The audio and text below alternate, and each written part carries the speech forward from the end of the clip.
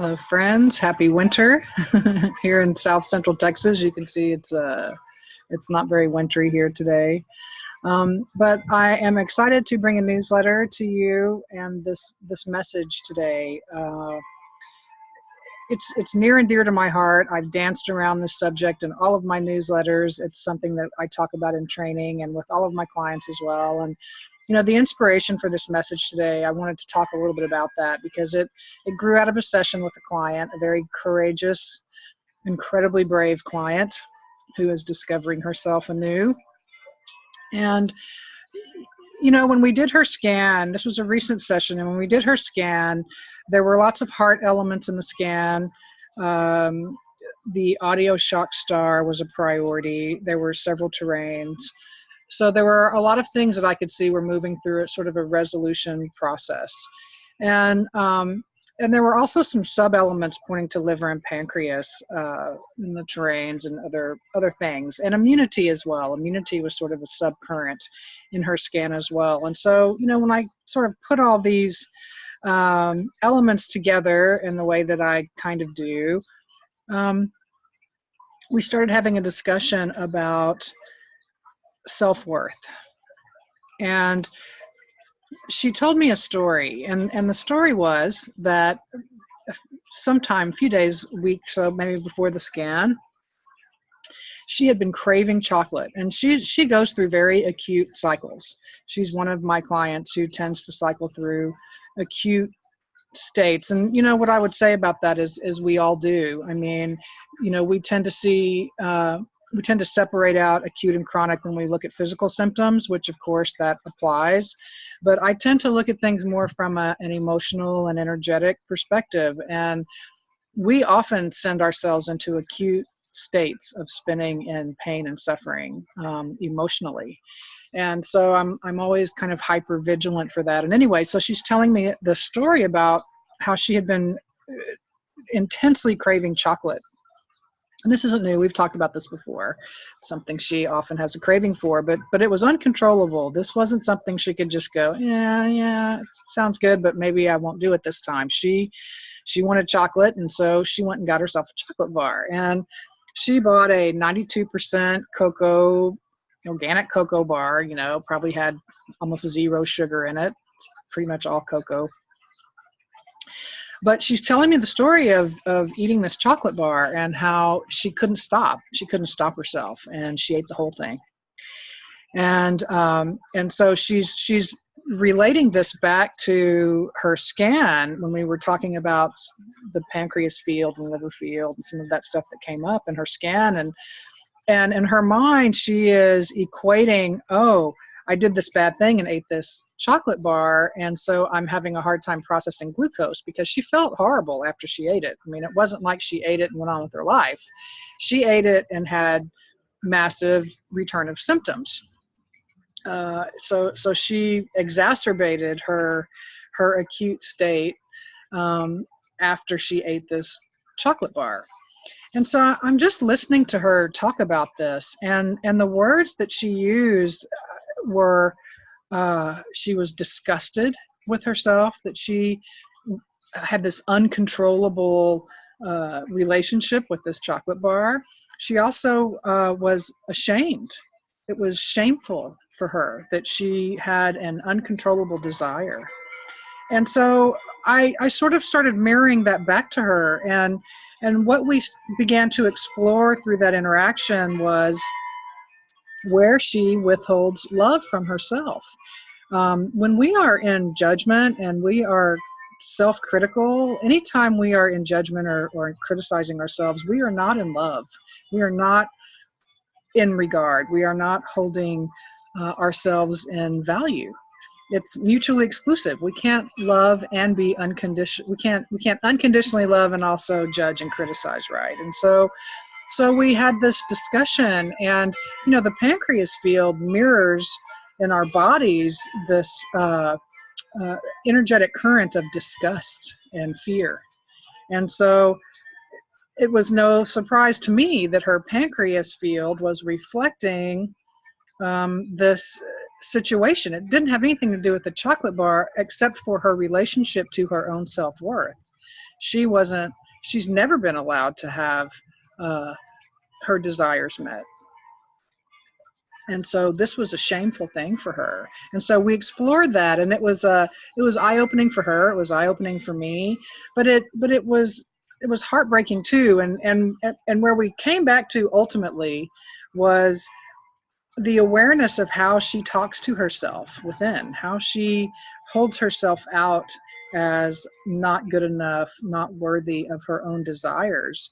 And because she cycles through these very acute states in her body, it was very important for me to help her learn how to nurture herself, to give her soothing and comfort.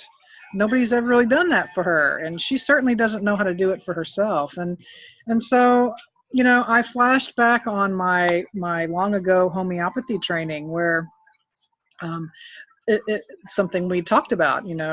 That's one of the beautiful things that I learned in homeopathy is sort of therapeutic interaction, working with clients, because everything is sort of symptom based in homeopathy. So you're working directly with what people are experiencing. You are in their experience and helping them from that perspective. And it's a valuable, really valuable skill that I will continue to work with in training, which I'll talk about in a second. But really what I wanted to share is how important it is to help your clients see where they are withholding love from self. And that's what the scan shows. If you've been in my classes or you've been in my sessions, you've heard me say the high priorities in a scan don't tell us where we're broken. They show us potential. They show us where transformation is occurring. Well, this is what I mean by that. From an experiential perspective, what that really means is these are the energetic currents that are being made aware, of which we are being made aware. And this is where we can step in with our big shoes, our big girl and big boy shoes, and affect change in our lives in a way that actually does affect our wellness and our outcome. If there is an outcome to be had, really it's all just experience. But it's about fully accepting ourselves in the moment. It's about not judging our experience in the moment on past memories of our image, of how we have defined ourselves in the past, through our experiences, through what we've learned, through our conditioning, through our programming. All of that stuff is what ultimately leads to conflict shock, because when we experience something outside of ourselves, outside of the expected, it challenges our reality. It challenges our image. It challenges our perception of what is based on our memory, what we used to know. That's why I put some stuff in the newsletter today from Energy and Information in Nature, where Peter Fraser talks about this very specifically in relation to the brain holograms and the matrix regulators. This is what happens. It's a break in our reality. It takes us out of the present moment. A conflict shock, an emotional event for which we are unprepared, takes us out of our present moment and dumps us back in a place where we're creating memory and we're connecting back into memory. It's old ways of understanding ourselves. And so this is always how we grow. This is always how we shift, if that's really necessary. I mean, I'm also, as you can see, I'm a little ambivalent today about outcomes and accomplishing things, because the other side of this coin is helping our clients learn to be completely 100% accepting of everything in their present moment, no matter how painful, no matter what it is. We have to help them understand that these are their creations. And how can you not love your creation? And that we assign it as bad or feels bad or don't want it, those are our polarized limiting beliefs based on the past. So while it may not feel good, it's still us, and it's an opportunity to get in there and love it and allow it to transform. As long as we are in resistance to something, it can't change. So that's my Christmas gift to you, this big message about self-worth and where we withhold love from self. And it's such an important such an important thing for us as bioenergetic practitioners. We have this beautiful gift where we get to work in the energy side of things. We don't have to be tied to the limitations of our physical experience. We get to jump into and help our clients see where things are ripe for transformation. You know, this is our work. This is our work. And so as I kind of close this little message, what I want to say is that I am super excited about bringing some online classes in the new year. So I've had, I don't know, for an entire year now, people have been asking me, please do online classes. You know, I had the great fortune of teaching some in-person classes in San Antonio over the course of this past year with Peter Paulison, my beloved colleague. And our classes were great. I mean, and thank you for everyone who came. It was transformative. I hope for you, but it certainly was for me, and I think for Peter as well. I'm speaking for Peter, but sorry, Peter. I think he would agree. But they were beautiful classes, and I love them, and I love the in-person interaction. But it's expensive for everybody, and I get that. And it's also, you know, it's just, we live in a technology-based world, so why not try to figure out how to do that? So that's what I'm doing, and I found a platform that I'm really, really excited about. You have to kind of go through an approval process to be an instructor on this platform, which I finally, after a couple of 3 months, I finally got approved just before Thanksgiving, and so I'm just now building out my classes. And I'm going to initially offer 3 classes, and I just want to talk a little bit about those.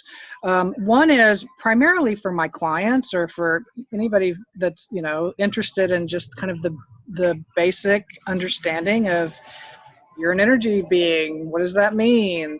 It grew a little bit out of my Does Your Matter Matter forums, which is still something near and dear to my heart. So I love just bringing that information into the world, not so much for practitioners, although you're all welcome to come. It's a 1-hour forum where we just kind of talk about some of these basic ideas about being an energy being and what that means. And so that's my Tune Your Vibe, Tune Your Inner Vibe classes. And so those will start popping up for my clients, anybody who wants to come. Those are sort of just public classes that are going to be around.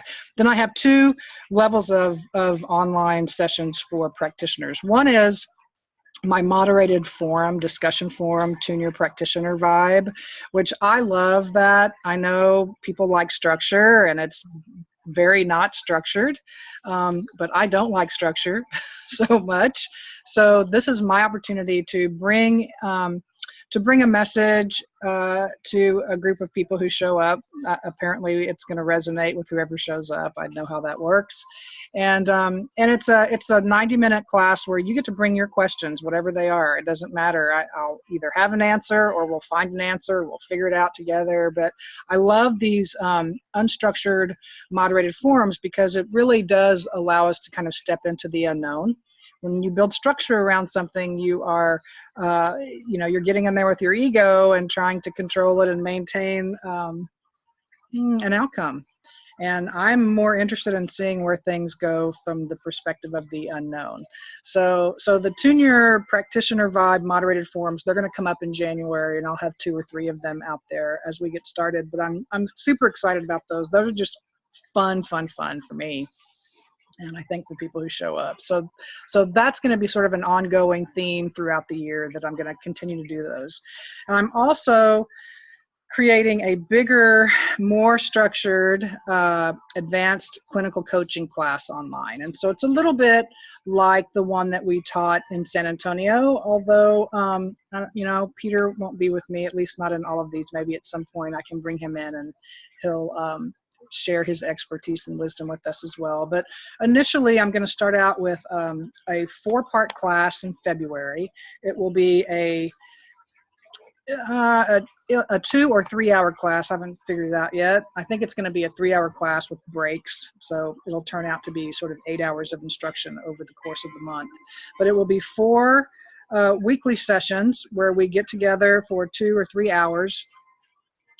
And we walk through a syllabus of information. So it will be everything from principles, from foundational principles, to looking at scans and learning how to do protocols. And, you know, I talk about healing cycles and emotional shock conflict and all of that stuff that's really, to me, super interesting. It's my favorite part of what we do as nest practitioners. So so I'm going to talk a lot about that in this 4-part class. It will also, there will be 4 weekly classes, and in between each one we will have an online Q&A session for anybody who wants to show up. It's totally optional, but it'll be part of your class registration, that you'll have an extra opportunity outside of the class to come and meet with me and meet with whoever shows up from the class, to ask questions, to explore concepts, all of that kind of stuff. So it'll give us some extra time to be together during that 4-week period. But I'm excited about that. I think it will definitely morph. This will be the first online one, so we'll see how it goes. But I'll look forward to hopefully seeing you all there in my classes. What else do I need to say about that? I think that's it. So so jump on. The links are in the newsletter to each of the 3 classes. So you can click the link. You can go out to the learning platform and see what's entailed in the class. And when it is and all of that stuff.